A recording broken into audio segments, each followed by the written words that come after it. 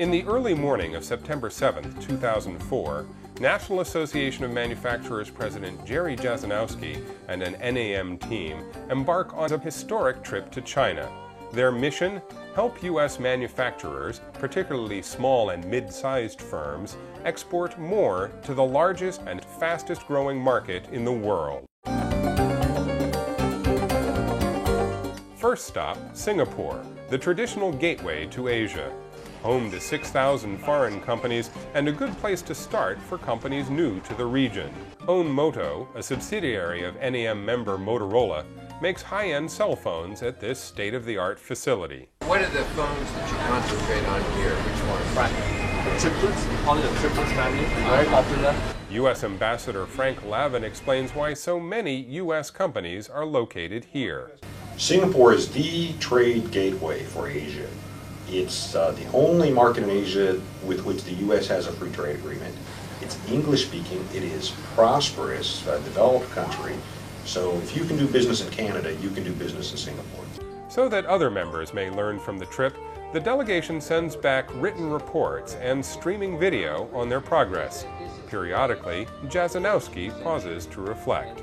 The first impression that we got overwhelmingly from the people we met with today, both people in Singapore and people from around the region, is that this is the age of the Asian century, and that the economic growth, trade, innovation, and general enthusiasm and energy is going to be greater in Asia probably than any other part of the world. This afternoon, we welcome a delegation of senior officials from our second largest trading partner and also our friend, the United States of America. To help small and medium manufacturers explore business opportunities here, the NAM meets with the Singapore Manufacturers Federation, signing a cooperation agreement with its president, Lu Sin Pao. The MOU that we are signing today is for us to exchange information, to exchange emissions for trade and the selling of products, and is to bring us closer and closer.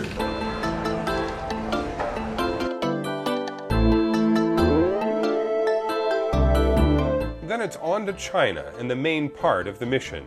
The NAM team is joined by 11 companies that want to enter the market or further expand their business here.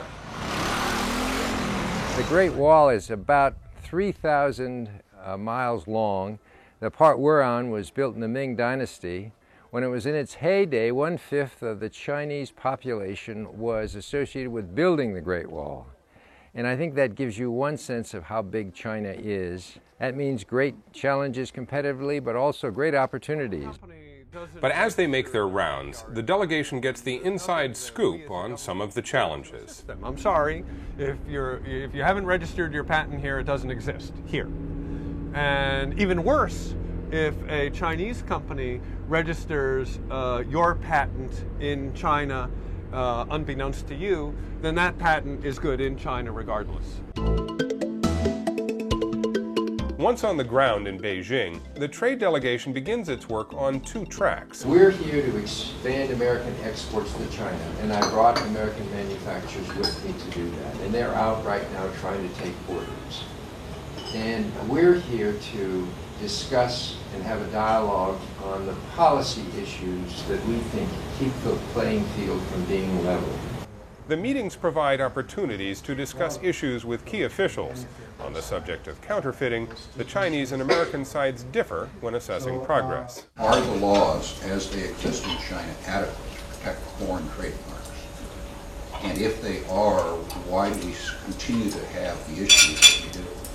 They have to hear the messages that we've been delivering. There is progress being demonstrated, but at the same time, there is a lot yet ahead of the government, a lot ahead of us. The mission's meetings on currency, however, engender greater optimism.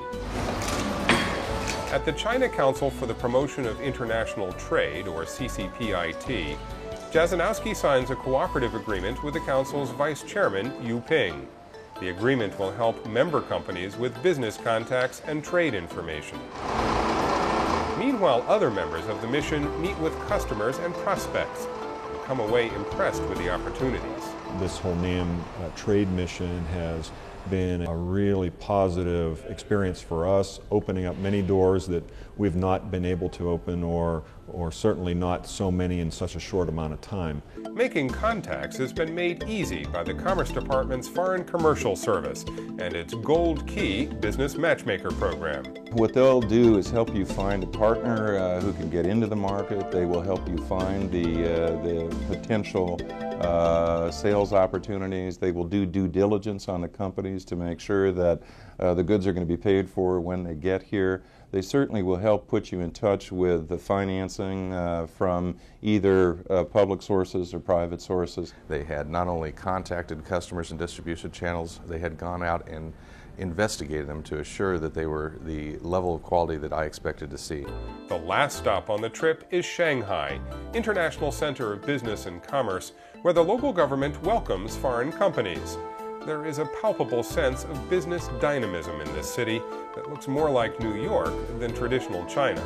So these are product features that are unique to China. The visit to Shanghai underscores the enormous opportunities in China, but also the need for prudence. You really do need a Chinese joint venture partner. You need to find the right partner to network locally in the marketplace. As the trip draws to a close, members of the delegation discuss what they've seen and how they plan to follow up on their meetings here. We heard from a lot of the member companies that support exports is the problem with the visas. And that part of our lobbying effort has to be to get, not to necessarily change the visa procedures, because those seem to be put in place for very legitimate reasons, but more resources to process faster so that potential customers can get back. Perhaps bringing together a few of the associations in the most promising sectors, having some kind of umbrella framework organization where we can work together, maybe have an agent or a representative here. As the mission ends, much work remains to be done to make the promise of expanding exports to China a reality for more U.S. manufacturers. But all agree that actually going to China has been critically important. We've been talking about how to do business in China for over 2 years in our company, and I've learned more in these 2 weeks than we've learned in the 2 years talking about it.